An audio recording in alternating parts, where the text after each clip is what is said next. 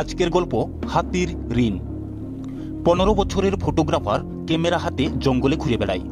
প্রাণীর ছবি তোলা তার জীবনের স্বপ্ন। একটি হস্তি শাবক কাদায় পড়ে আর্তনাদ করছে। ছেলেটি এগিয়ে গিয়ে অবস্থা দেখে চমকে ওঠে।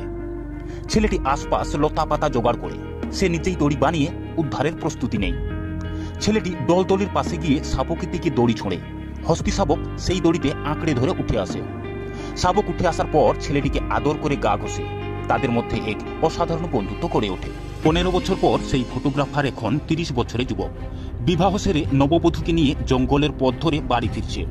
রাস্তায় গাছ ফেলে পথ আটকায় কালু ডাকাত ও তার দল। তারা ধারালো ছুরি দেখিয়ে নববধূকে অপহরণ করে। যুবক বাধা দিতে গেলে তারা তাকে মাটিতে ফেলে দেয়। সে অসহায়ভাবে চেয়ে থাকে অন্ধকার বনপথের দিকে।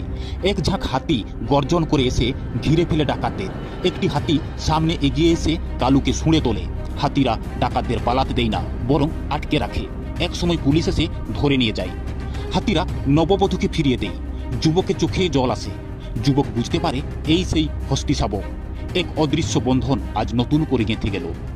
ভালো কাজ কখনোই বৃথা যায় না। একটি প্রাণ রক্ষা একদিন জীবন রক্ষা করে।